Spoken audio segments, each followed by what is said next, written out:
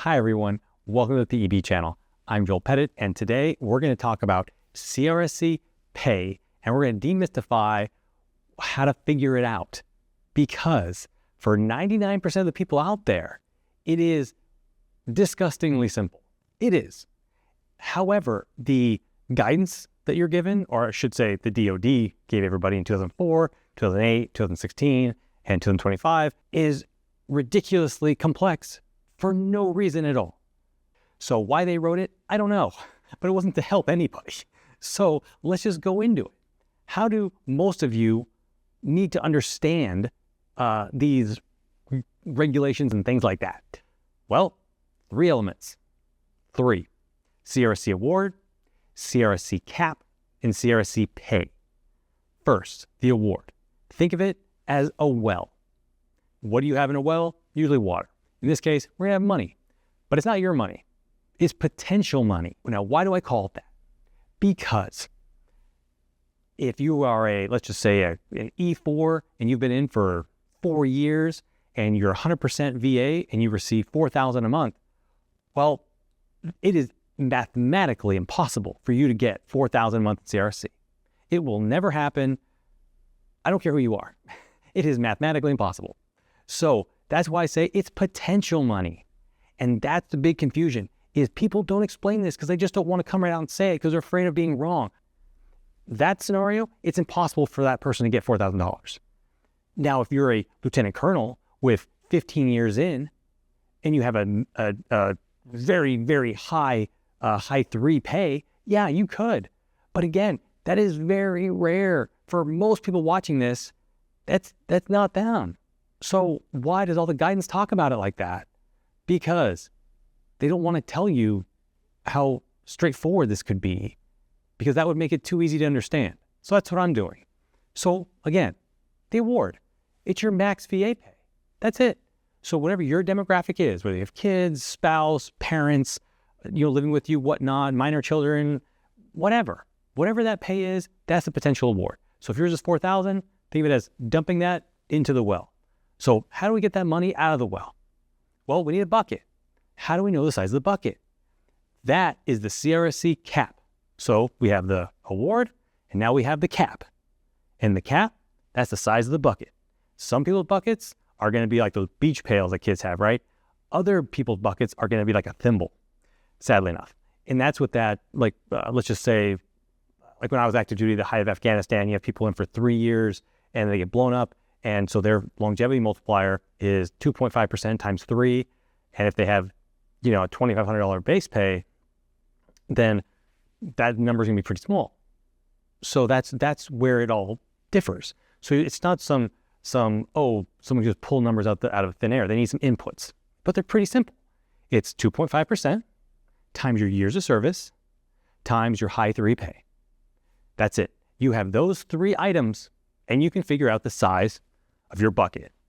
Now, if that's the cap, and I call it the cap because once you get money in that bucket, you can only get so much and then it overflows and you lose it. So that's why I call it the cap. So once you take that bucket and you drop it down on the well and you get the money, how much do you pull up, right? And that's the CRSC pay. What you pull up, what you see in that bucket, that's your CRSC pay. That is just the CRSC percentage that's awarded to you by the CRSC board in your service, and then you look at the VA pay table for your demographic. So if let's say you have a spouse, no kids, you're 50%, it might be something like $1,250. Well, if your cap, let's say, is $2,000, well, then you get it $1,250. Great. And then if you get something else awarded, you'll get more. But it'll cap out at that, as I said, theoretical $2,000. But if your cap is, let's say, $300, well, if you're awarded 50%, that's great. They're saying we're rewarding you 50% CRSC. But if your bucket is the size of $300, so let's say it's one of those red Dixie cups, you put in the well, yeah, it might be overflowing from that 50%, but you're going to come up with $300. So that's how simple it is.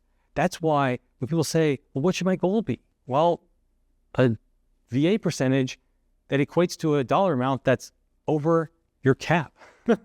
It can be this simple. People who make it more difficult than this, when it doesn't need to be, those are the individuals who are scared. Because if you don't understand CRSC to equal those three things, for 99% of you out there, you're wrong. Now, there are scenarios where it can get vastly more complex, where you have someone who's a Chapter 61 disability retirement, who should be getting 60% of their $10,000 base pay, so they get $4,000 in VA pay, so then they have to waive that and they get $2,000 residual retirement pay, and that does reduce their potential CRSC award from the award that they get. So they can't claw back 60% of money that they're already getting. So that's where it gets more confusing. But I only say this because the vast majority of people out there don't need to understand those complex scenarios. And I'm not saying that this video answers all their questions. It doesn't. I'm trying to answer the 99% of your questions that shouldn't be questions. People who make it more complex, it's not right that they try to make something complex when it's not. You understand those three elements, and you can understand what your CRSC pay could be. It is that simple. The last thing we'll talk about is why there's a cap. People say, how do you know there's a cap? The cap comes from 38 U.S. Code, so USC 5304 and 5305, those two sections. Just read it. Simply put, they state no one can receive greater than their full VA pay and their full longevity retirement pay untaxed in retirement. They cannot do that. So some people out there will have a VA percentage. They'll be getting CRSC, and then they'll have a Silver Star or a Congressional Medal of Honor, and they'll have a Valor Award of like 5% on top of everything. But they never actually receive 5% more money from their pay, because that would be in violation of those two laws. So that's how you can tell functionally that the cap is in place. But that cap applies to everyone. It doesn't matter if you're a disability retiree, longevity retiree, whoever you are statutorily prohibited from receiving more than your full VA pay and your untaxed longevity pay. Whether you're a disability retiree or longevity retiree, that longevity multiplier is there. And understanding that, your VA amount and your potential CRSC pay, that should clarify a lot of your questions when it comes to CRSC pay. And if you're still not clear on this, please go to my website, joelpettitlaw.com, click all the links below. It'll give you all the resources to my resources page. Shoot me an email, give me a call. I'd love to speak to you about your potential case. If you want to know more, please click here. Otherwise, thanks for watching, everybody, and have a great day.